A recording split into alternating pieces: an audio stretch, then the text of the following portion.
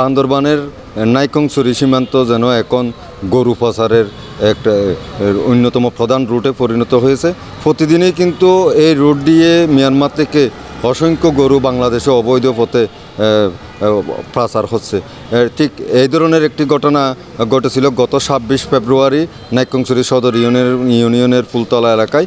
ওই দিন ফুলতলা এলাকায় পাচার হয়ে আসা কিছু সংখ্যক গরু পুলিশ জব্দ করে এবং এইসব গরু যখন জব্দ করা হয় তখন এইসব গরু থানায় নিয়ে আসার জন্য তারা কোনো ধরনের যানবাহন এবং বা কোনো বাহক পাচ্ছিল না। এক পর্যায়ে ওই এলাকায় খোলা মাঠে স্থানীয় কিছু শিশুরা খেলাধুলা করছিল। তাদের মধ্যে কয়েকজন শিশুকে পুলিশ ডেকে নিয়ে এসে অর্থের লোভ দেখায় এবং ভালো খাবারের লোভ দেখায় এবং তাদেরকে পুলিশ জানায় যদি গরুগুলো থানায় পৌঁছে দেওয়ানো হয় তাহলে তাদেরকে জনপ্রতি ৩,০০০ টাকা এবং ভালো মানের খাবার পরিবেশন করা হবে। এই অর্থ লোভে ওই শিশুদের দিয়ে পুলিশ গরুগুলোকে থানায় নিয়ে আসে। পরবর্তীতে এই সব শিশুকে কিন্তু গরু পাচারের চোরাচালানির সঙ্গে জড়িত অভিযোগে একটি মামলা দায়ের হয় এবং সেই মামলায় পুলিশ এই ৭ শিশুকে আসামি করে। পরে এই শিশুদের বান্দরবন আদালতে পুলিশ প্রেরণ করে গ্রেপ্তার দেখিয়ে। পরদিন যখন আদালতে এই শিশুদের স্বজনরা আদালতে জামিন প্রার্থনা করেন, আদালতে এই শিশুদের বয়স বিবেচনায় তাদেরকে জামিন মঞ্জুর করেন। পুলিশ গরু আনিয়ে আনিয়ে আর ৩,০০০ টাকা দিয়ে মারা গরু বাড়াই দাও তারা লগিয়ে তোমার চালান দিয়ে ফেলে চালান দিয়ে তারপরে আমরা জামিন নিয়ে আসছি। আমরা চালান দিয়ে তো বান্ধবন কুটুম মধ্যে তো জামিন লিয়ে আসছি।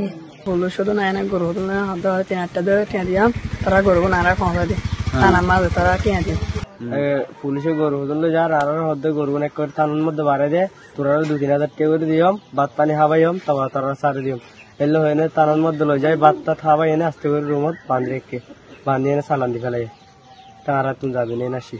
পুলিশ শুধু নাই গরু হুদন লাইছে আর হদ্দে গরু গুণ বাজারে ৩,০০০ টাকা ধরে দিন ধরে তোরা নাস্তা পানি করে না আগে দিবি এরপর আর গরু লই গিয়ে এরপরে আর আটকে ফেলে।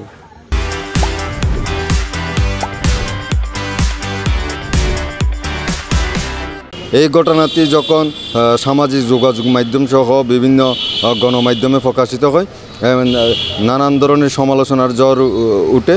আমরা খোঁজখবর নিয়ে এবং ভুক্তভোগীদের সঙ্গে আলাপ করে যেটি জেনেছি এই গরু পাচারের জন্য কিন্তু স্থানীয় যুবদল নেতা মোহাম্মদ আলমগীর যে ক্যাশিয়ার এবং থানার সোর্স পরিচয়ে সক্রিয় রয়েছে তার ইন্ধনেই মূলত পুলিশ এই শিশুদের দিয়ে গরুগুলো থানায় নিয়ে এসেছিল এবং এই ঘটনায় মোটা অঙ্কের টাকা প্রতিদিনই পাচারকারীদের কাছ থেকে পুলিশ অবৈধভাবে আদায় করছে বলে আমাদের কাছে অভিযোগ রয়েছে।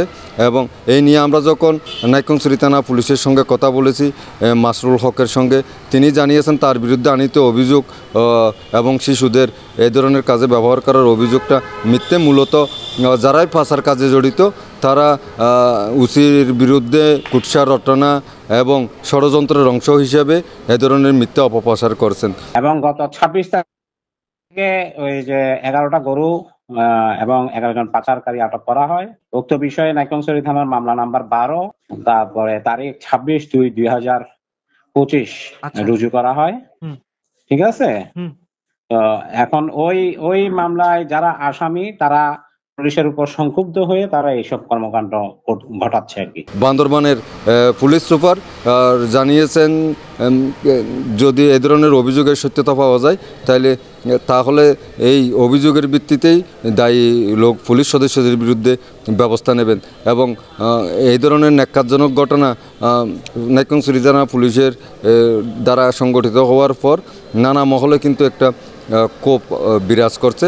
শুধু এই ধরনের ঘটনা নয়, প্রতিটি গরু পাচার হয়ে আসা গরুর কাছ থেকে পাচারকারীদের কাছ থেকে কিন্তু পুলিশ অবৈধ টাকা আদায়েরও অভিযোগ দীর্ঘদিনের এবং প্রতিনিয়ত যেহেতু এই সীমান্ত দিয়ে গরু পাচার হয়ে যাচ্ছে এবং সীমান্তের এই পুলিশ সহ আইনশৃঙ্খলা অন্যান্য সংস্থার লোকজনও কিন্তু এ ধরনের কাজে জড়িত এমনটি আমরা জেনেছি এবং সংঘবদ্ধ একটি পাচারকারী চক্র এবং পুলিশ যোগ সাজসে এই ধরনের অবৈধ পথে গরু পাচারের কাজ অব্যাহত রয়েছে বলে আমরা জেনেছি।